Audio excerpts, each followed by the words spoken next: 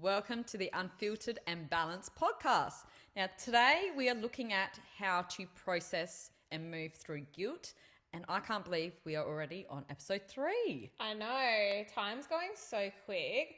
I just can't believe it. 3 episodes already in. I feel like hopefully everyone's enjoying the content so far and also finding something they've implemented as well. If you have, we would love to hear about it through the socials. Yes, please. And if you have any suggestions or episode ideas, send it through. Yeah, or you want us to maybe elaborate on something we've already talked about, maybe another episode of the same thing because you found that really, really worthwhile and very helpful.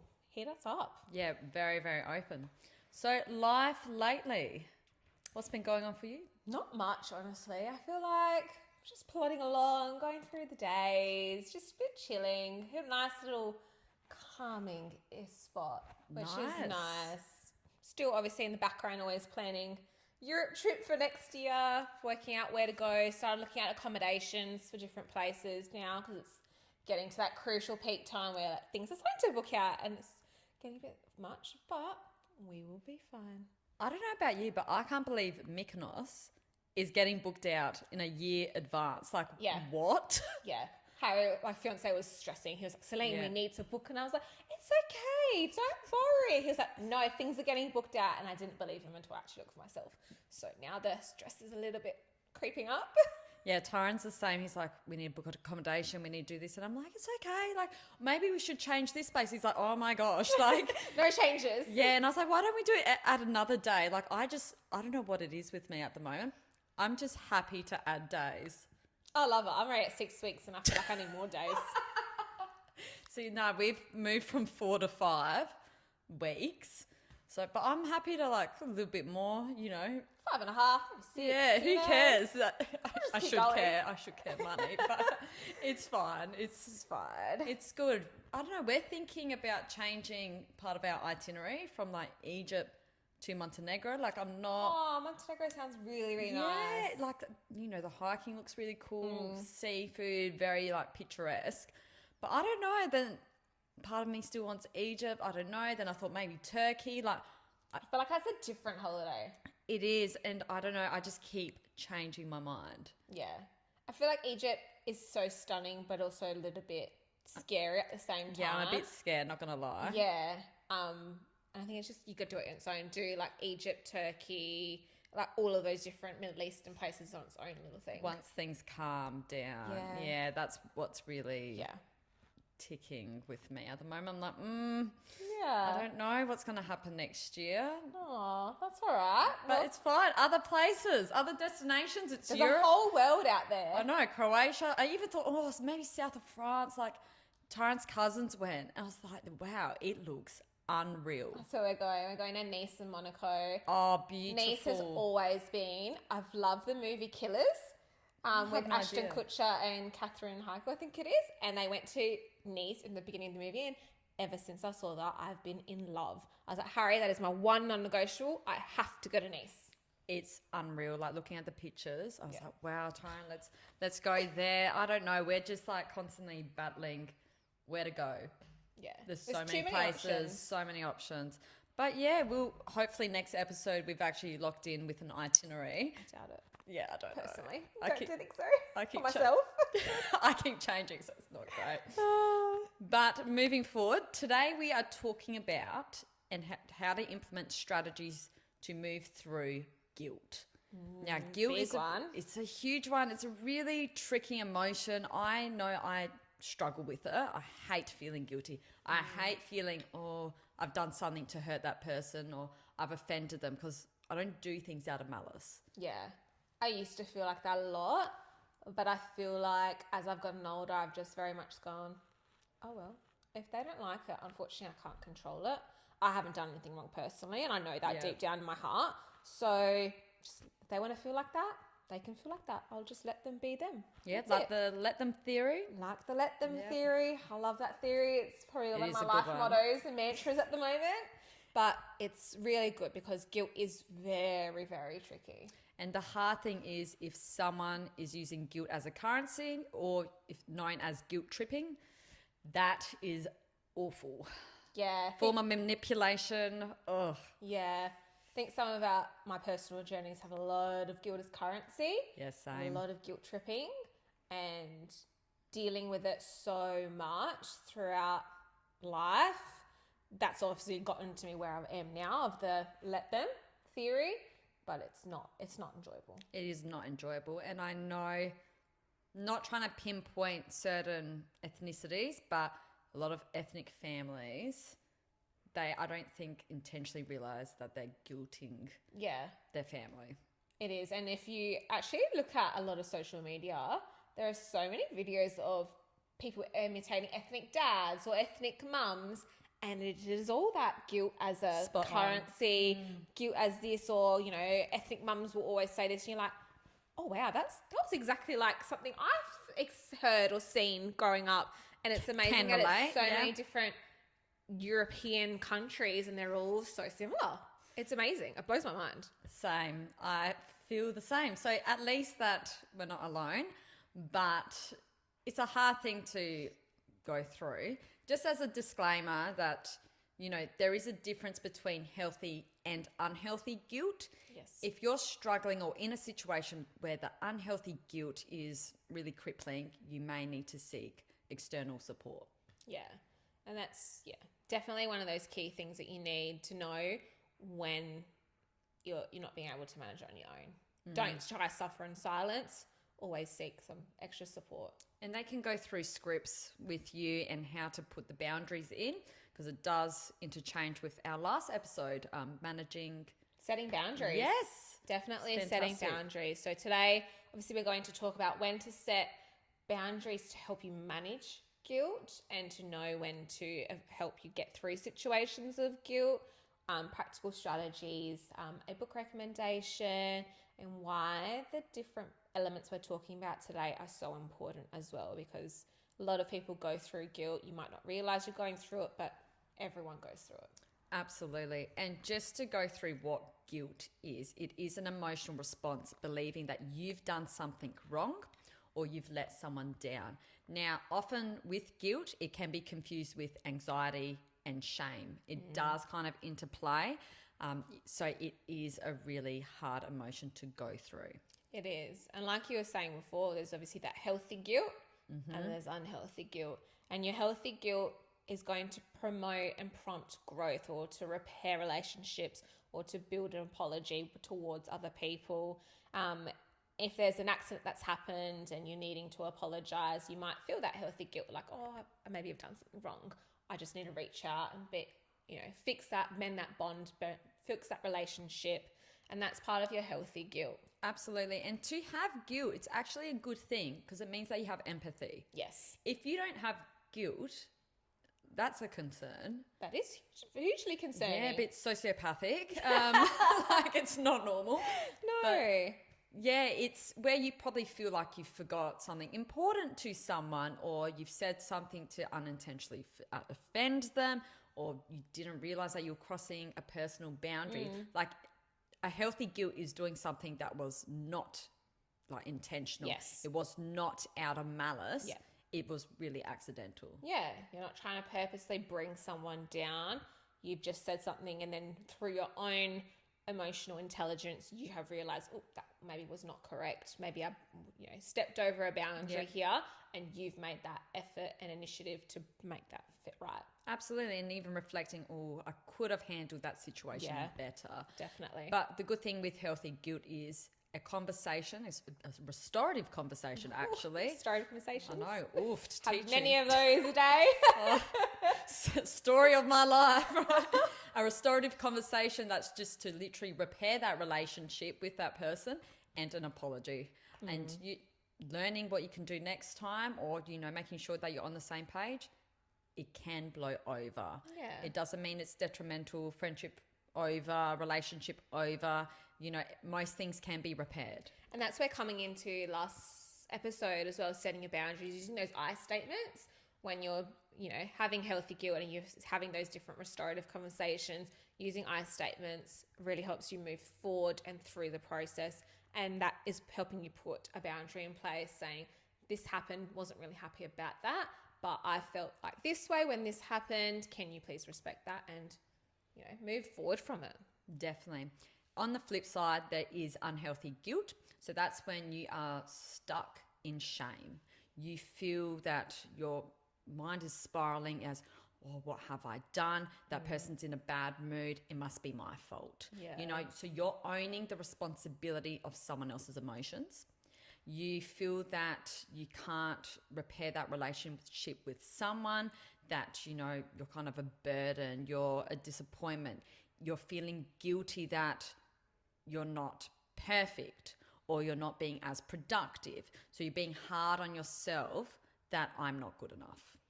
I feel like everyone's experienced that at least once in their life. If there is anyone that has never experienced that, I would love to know your secret to life. That is amazing. Yeah. Because, that unhealthy guilt where you're feeling overly responsible for something else that is out of your control and you're harping on it consistently, that can lead to a lot of burnout. That can lead to you just feeling like you're blaming yourself, that self-blame, and it just absolutely destroy you at the end of the day if you consistently are in that unhealthy guilt and element. I think that's really tied with low self-esteem as well. When you feel like, what is wrong with me? I can be better. I'm not good enough.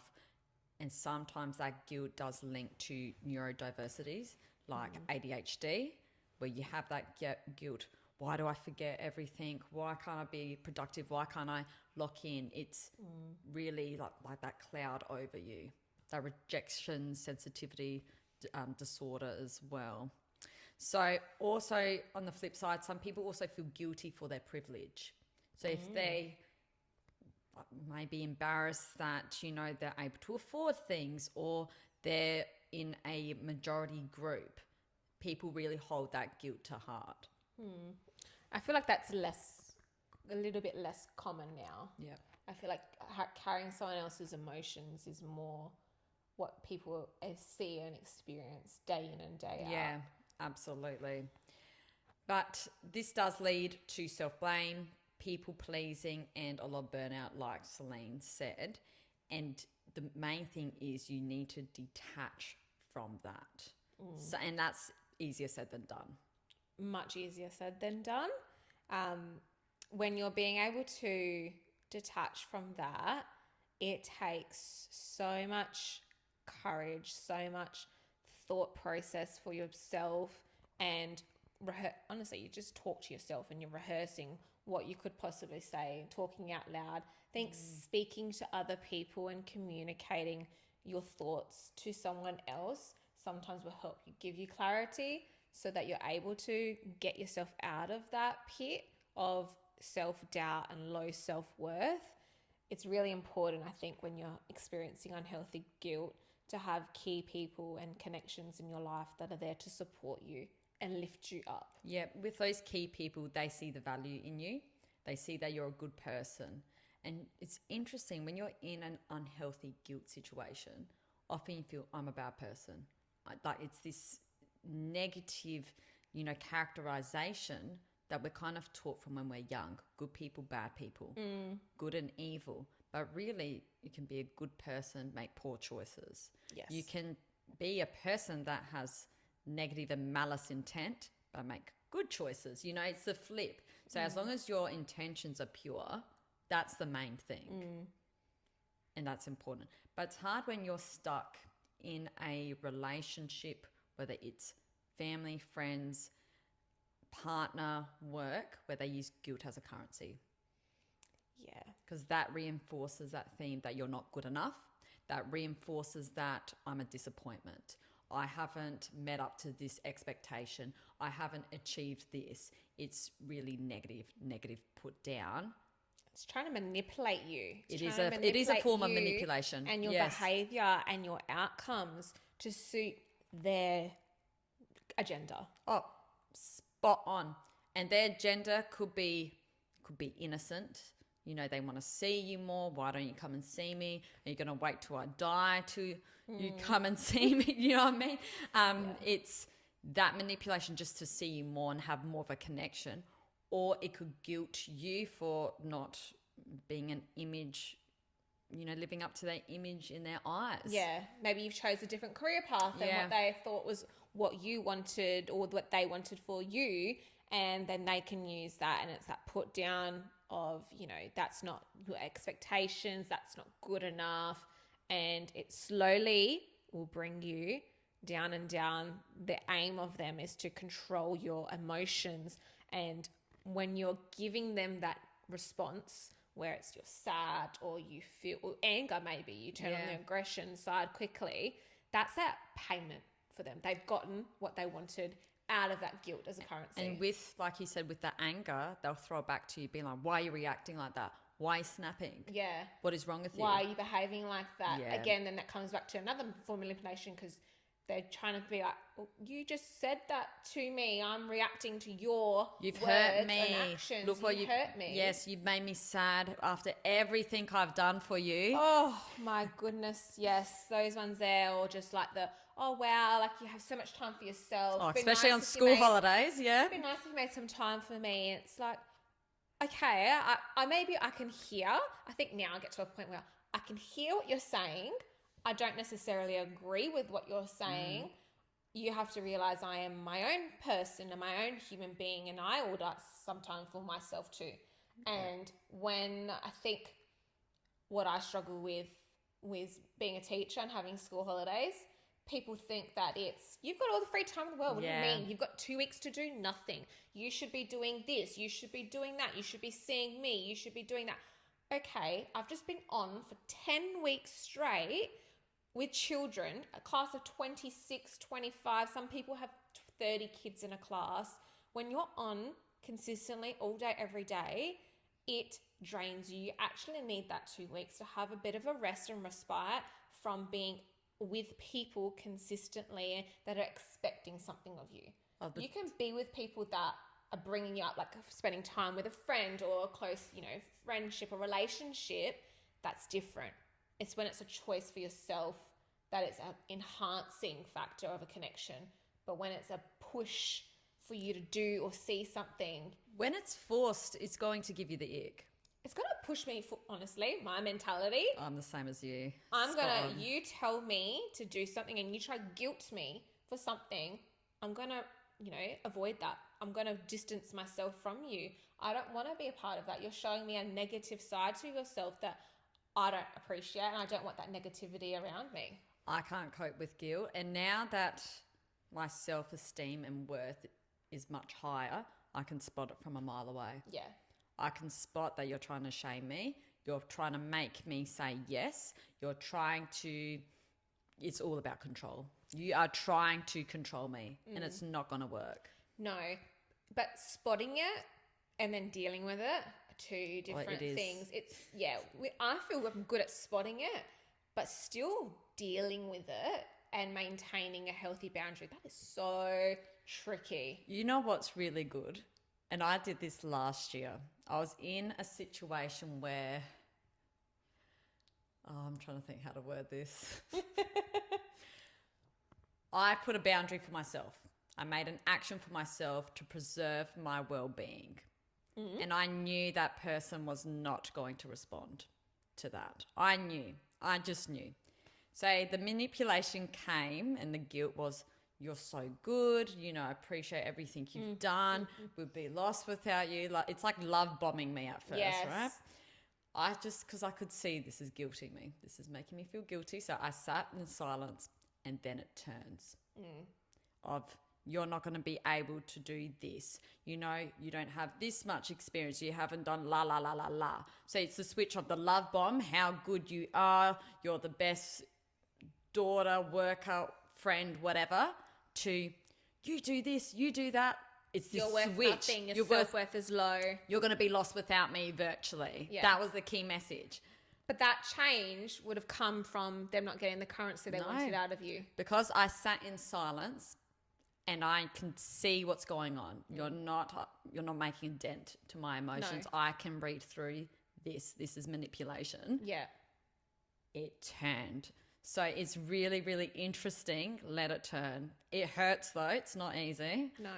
But you got to be strong within yourself to let it turn. Yeah. When someone is love bombing you or pumping up your self-worth because they want to hold on to you, and you don't have a high self-esteem for yourself, you can see how easily that can turn and you stay within that little bubble of safety. And I feel like that's how people get stagnant for so long, and they might not be able to see that this might not be the correct environment from you. Definitely you need not. to move on from that. You need to grow from this and move to a different place or a different relationship or friendship, because this is not a good environment for you.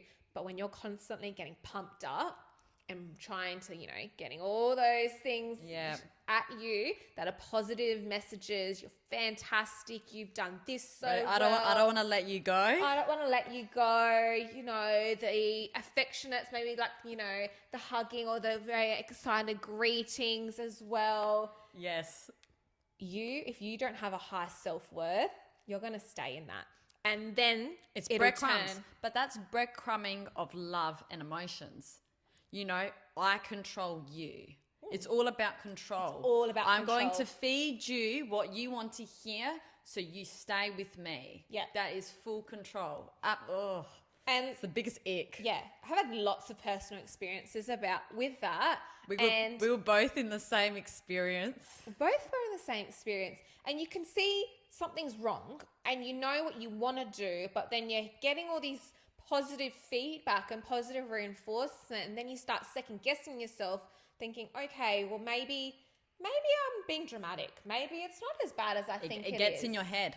Yeah, am I being dramatic? Yes. Am and then you start questioning yourself. Yep. Are my expectations too high? Am I too ambitious? Yes. Is the grass not greener on the other side? It's really hard. It messes with you. It absolutely messes with you, which is why that unhealthy guilt and manipulation can be so detrimental and damaging to so many people. If you don't have a clear vision, clear goal for your life, and clear clarity within yourself and what you are worth, unhealthy guilt can really block your authenticity. It can block your self-worth and that ability for you to rest and recover. It affects your lifestyle. It Yeah. really does, because then you become really complicit and your standards are low. Yes. It's not on. I think keep your standards high. Like, you need them high. You deserve the best. Yep. Obviously, you're not going to love every minute of your day. No. Anything. If we think about the episode 1 when I was talking about pillars of your life, sometimes I wake up, if I say boxing, I know I keep using this as an example. I'm tired, I can't be bothered, but I'm really happy when I'm there. But if I felt like there was criticism or, judgment, You wouldn't want to go. I wouldn't want to go. No. If I felt like my performance was a reflection of the trainers, that's guilt. That's, I wouldn't want to go. Yeah. I think the purpose of an unhealthy guilt is so that it is transactional, implying that your love or your respect or your approval of different elements must be achieved through a sacrifice from yourself. Spot You on. Absolutely have to spot on. give up an element of yourself or your life in order to win love or respect approval. You should not give up anything. Why would you essentially cut off a limb of yourself to give to someone else just so you're receiving something back? You wouldn't do that physically. Why would you do that in a spiritual and a holistic sense as well? But then that person is not respecting you. They're not respecting your boundaries. They're just using you as an image, a reflection of themselves. Or for an outcome. It's either absolutely. A reflection You're taken advantage of. That's what it is. 100%.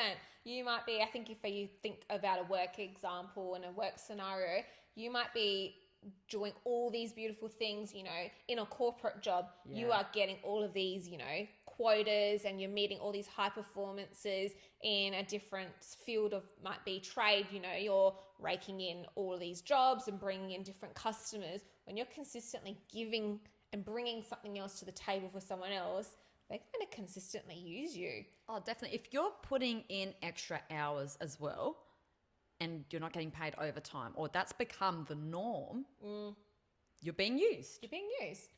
And especially when they use, I detest the theory that a good worker consistently gets more good work. I agree. More work. Yeah, you do. Your job plus a little bit extra.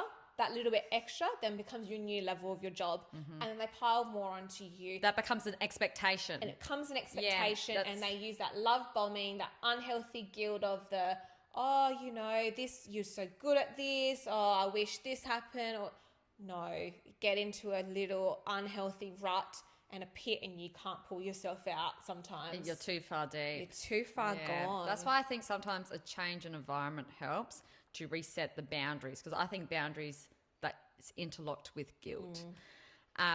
But the main thing is, here are some strategies to help you recognize the guilt and try it, and then it's paired with our boundaries, like from last episode.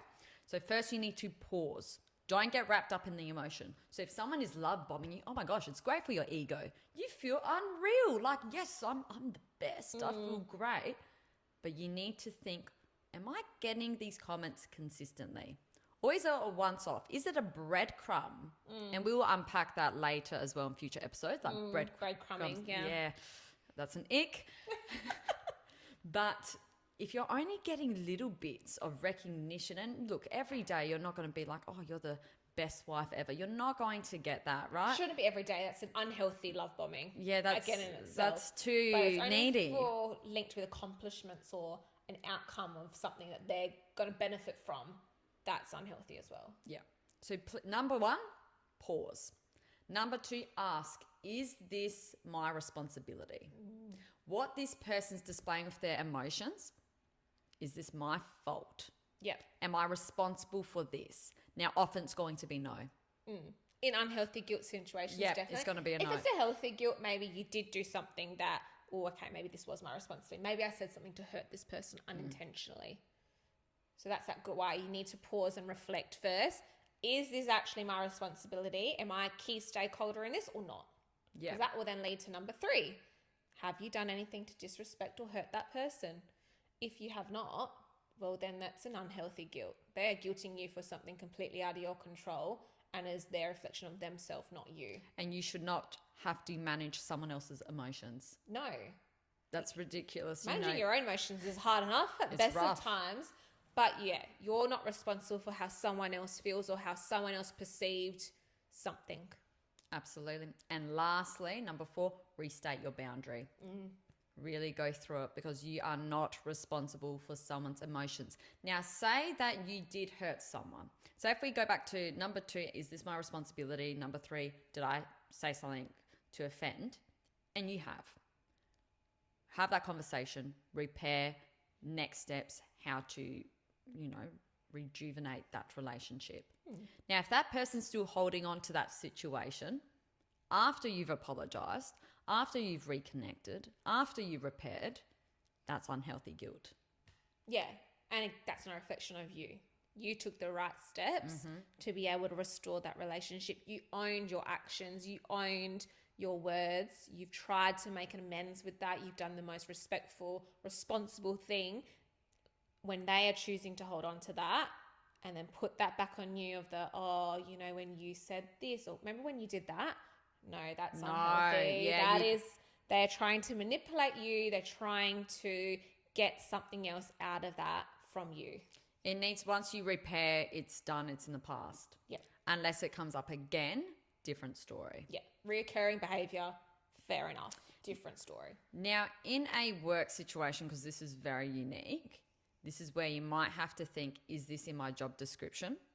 If it's not, who do I need to, which avenues or channels do I need support from? Who's the best person to deal with this situation? Yes. Because you don't want to be taking more than you can chew, because again, that's where it's going to cross your boundaries. But if it is in your description, different story, you might need to get support. This is unique for a work situation. Yeah. I think when it's guilt, when there are some people that have very high achieving goals and they want to take on everything. Yeah. When it's your choice to do that, that's fine. That's your personal and journey and endeavors. When it is not, and someone else is trying to lump that workload onto you and those expectations onto you, that's when you need to sit back and go, wait, is this actually in my job description? Is this actually my responsibility? If not, then find those other avenues and different people in different areas to say, hey, this is actually within your scope of field of work, not quite mine. I'm not the professional in this. You could use that and say, I'm feeling a little bit uncomfortable. This is not really part of my expertise. I think blah would be best at this. Yeah. Or following this process, I think we can do it together, or do you mind la la la la la. Do you mind supporting me? If you want me to do it, I'm very happy. I just don't feel 100% confident. Can you please support me within that, or can you show me the best places? And that's how you can maybe show that you are capable and you're willing. You don't want to turn down everything that people are asking of you. Especially if you do want to climb up. So you do need to show that you can go above your job description and take on different elements, but you just don't want to be guilted for it or feel that, you need to be 100% all the time. If you're sick or if you're just, not yourself, doesn't mean do a bad job. No. I'm not, We're not saying that. Definitely not. You need to perform highly. Big on that. That's integrity. But we're all human. We do have days where we might need to tone things a little bit down. You should not be guilted if you're sick for that. And that then comes back to last episode. When you have boundaries in place, you know what your expectations are. Having your own expectations in yourself clear, you then know what your boundaries are. You are able to identify guilt if it is a healthy or an unhealthy form. You are able to help manage situations because you within yourself have a lot of self-assurance and knowledge so that you can manage different situations that get thrown at you, because you're going to experience so much in so many different areas of your life. So with self-worth, self-knowledge, you'll be able to accomplish and get through different situations. And take time for you. That's the main thing. If you do things with pure intent, you do not need to feel guilty. No. Mistakes are bound to happen. We're human. Unless you've murdered someone, the different story, but most things can be repaired. Yes, definitely. Most things can be repaired. You just need to be able to actively seek that or want to be able to have the drive to fix it as well. To summarize, there are different types of guilt. There's unhealthy and healthy guilt. Unhealthy guilt can be linked to guilt tripping, guilt as a currency, which is a form of manipulation, control, and to enact an agenda. As healthy guilt, you can repair, move on, literally for conversation and an apology.